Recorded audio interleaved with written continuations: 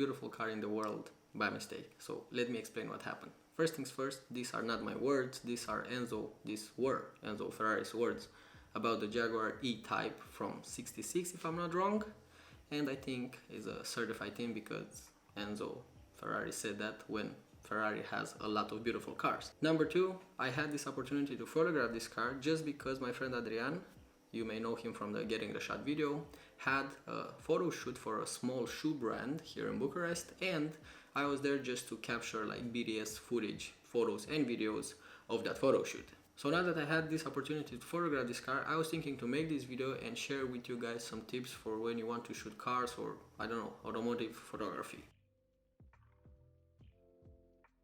So first things first, how do you get a car? Because no one has like Ferraris and Lamborghinis in front of their house and they're gonna be like, yeah, sure, you don't have any kind of like experience of this kind of photography, so you can just take this car and go and take some photos.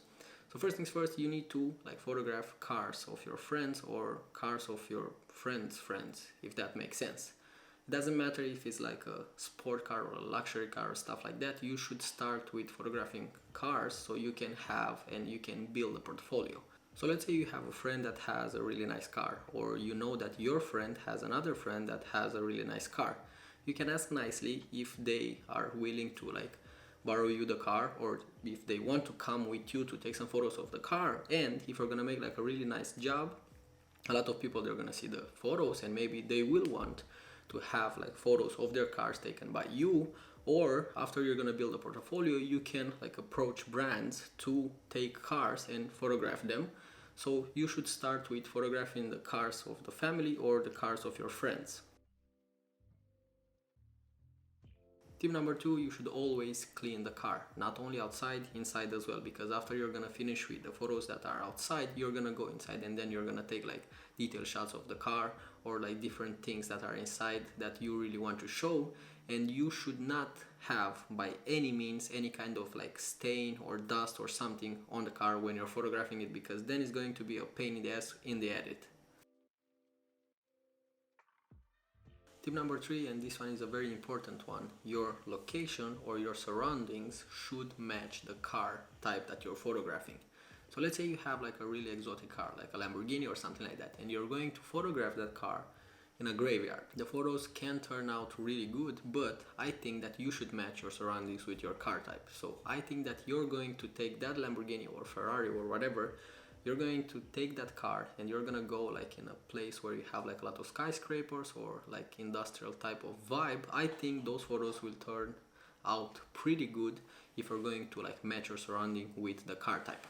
Another thing that you should take in consideration when you're in a new location that you have never been before, or even like a regular location that you have been before, you should take in consideration the fact that security can come up to you and can kick you out all the time. So you should respect the security and do the photos or the photos before, or if you're not finished with the photos, you can respectfully ask if you can take like one or two more photos and then leave. Another side tip on the location part, so let's say you have a week with a lot of free time. You're gonna pick a day, you're gonna put your earbuds in, you're gonna play your favorite playlist with music and stuff like that, and you can go and walk in the city. And when you find like a visually pleasing location, you can like put your pin on the map and then you're gonna screenshot that thing, so you're gonna have that location in your phone. So this is going to be put like in the research location zone, so whenever you have like a specific car in mind and you have that location in mind, you can go in your phone and you're gonna see like, okay, this car will go like really good with this like surroundings over here or this like background over here. So you're always like getting spots and new locations for your cars, even though like you're in your free time. Now, before I'm gonna share with you the next tip on car photography, I just wanted to like mention the fact that I didn't know that this client will bring this car in that location. So that location was like a underground parking lot, and unfortunately for me, they didn't want to move the car a lot. So I was like so hyped to photograph the car, and I tried to like take as many photos as possible with details and stuff like this, because the car was standing still all the time. But you should do like the best that you can do all the time with the things that you have on you. And the only thing that I had on me was the Sony ZV-1 that I'm filming on right now. And as you may already know, the Sony ZV-1 is not an interchangeable lens camera, so I couldn't put like a CPL filter on the lens. That's why you're seeing a lot of reflections in the photos of the Jaguar E-Type. So the next tip that I wanted to share with you, you should always use the CPL filter. I think this is the fourth tip that I wanted to share with you. So like I said, the CPL filter will help you cut reflections. It doesn't matter if you're gonna shoot in nighttime, doesn't matter if you're gonna shoot in daytime. Actually, I started to use it in nighttime as well when I'm using my A7 III, and it helps me to like cut reflections, and my photos look way more professional than before.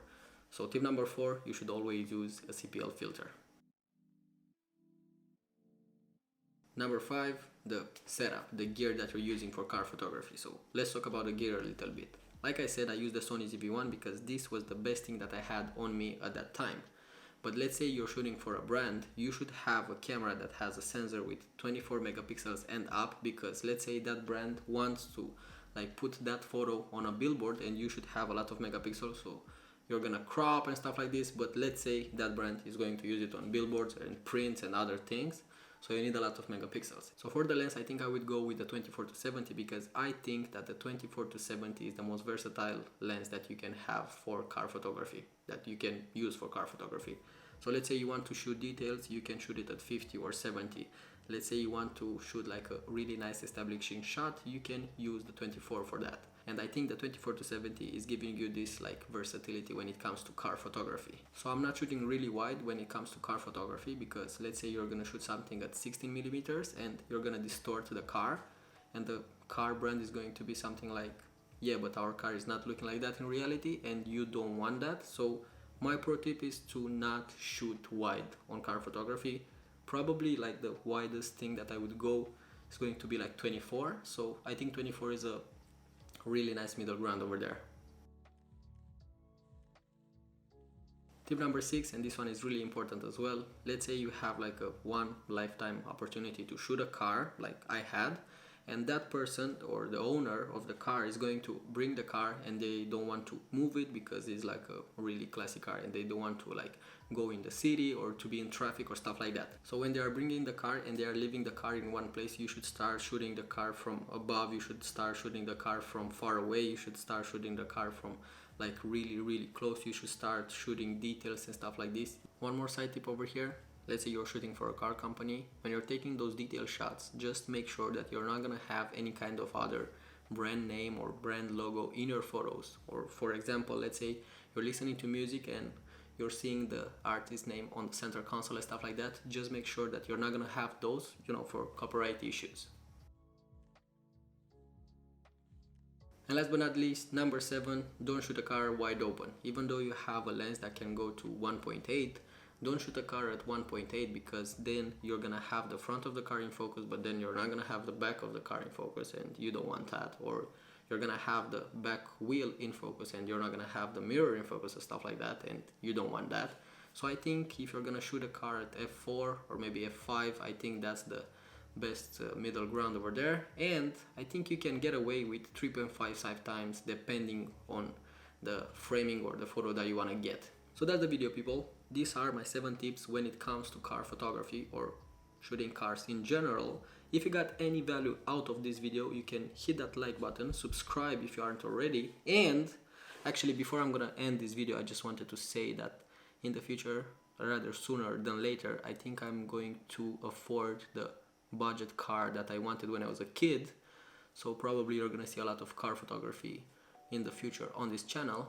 Now that I said that, I'm gonna leave you guys and I'm gonna see you in the next one.